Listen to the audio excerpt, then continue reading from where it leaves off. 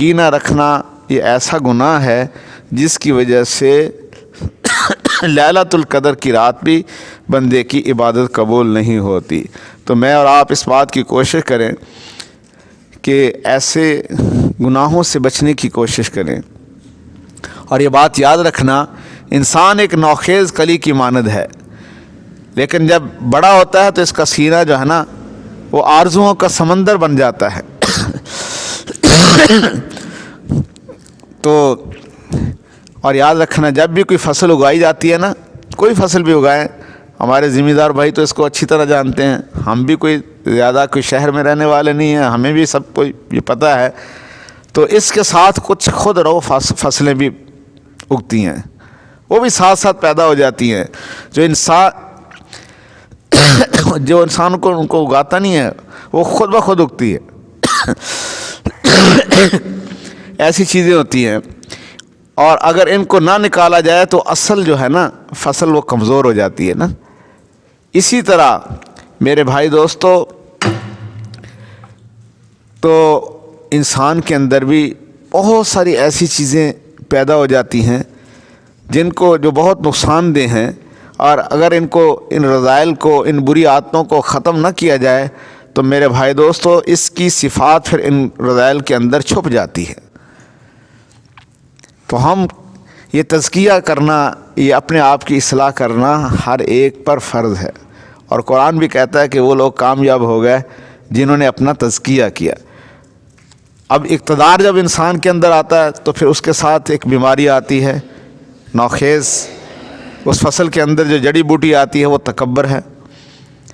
اقتدار کسی چیز کا بھی ہو، کرسی ملی اور تکبر، فرعون کو اللہ نے اقتدار دیا تو اب تکبر پیدا ہو گیا، اس نے خدائی کا یہ دعویٰ کرنا شروع کر دیا۔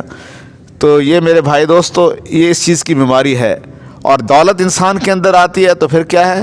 بخل آ جاتا ہے، کنجوسی آ جاتی ہے، کنجوسی سے بھی بندہ حق سے محروم ہوتا ہے۔ جب اللہ تعالیٰ دولت عطا کرے تو بخل کی فصل جو ہے وہ خود اگاتی ہے۔ اب ہم نے اس بخل کو دور کرنا ہے۔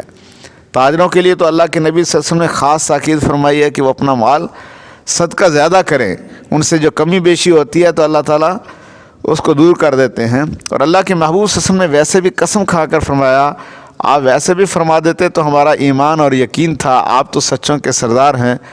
آپ نے فرمایا جو بندہ اللہ کے راستے میں خرچ کرتا ہے اللہ اس کے مال کو بڑھاتے ہیں، جو دوسروں کو معاف کرتا ہے تو اللہ اس کی عزت کو بڑھاتے ہیں۔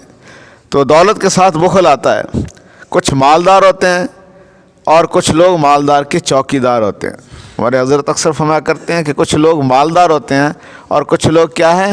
مال کے چوکیدار ہوتے ہیں، دونوں میں فرق ہے۔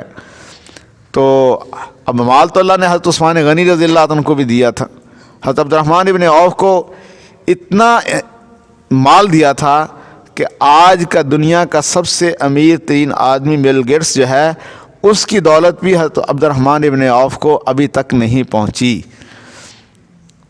اللہ نے صحابہ کو بھی مال دیا تھا لیکن وہ اللہ کے راستے میں خرچ کرتے تھے۔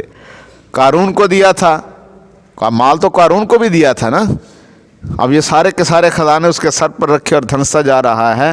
تو اسی طرح علم انسان کے اندر آتا ہے تو پھر اس کے ساتھ ایک بیماری پیدا ہوتی ہے، خود رو جڑی بوٹی جو پیدا ہوتی ہے وہ کیا ہے؟ حسد ہے۔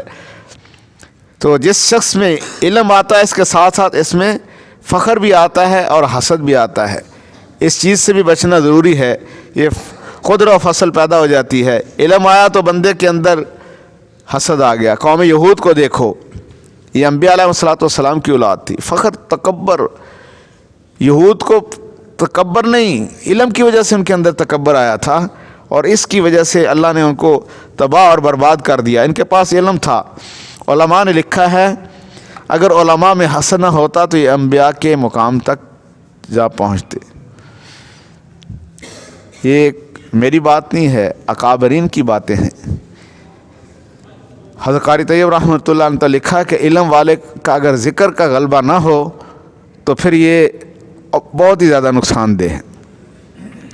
تو میرے بھائی دوستو، شہرت کے ساتھ کیا آتی ہے؟ پھر ریاکاری آتی ہے۔ اور یہ ساری جب کسی کو شہرت ملتی ہے تو اس کے اندر یہ ساری چیزیں پیدا ہونی شروع ہوتی ہے، اور حسن و جمال کے ساتھ کیا آتی ہے؟ نمائش آتی ہے، دکھاوا آتا ہے، یہ باطنی بیماریاں ہیں۔ اسی وجہ سے تو عورتیں بے پردہ ہو کر نکلتی ہیں نا نمائش کے لیے، دکھانے کے لیے۔ تو یہ ساری کی ساری باطن بیماریاں ہیں جن سے ہم نے پوری بچنے کی کوشش کرنی ہے،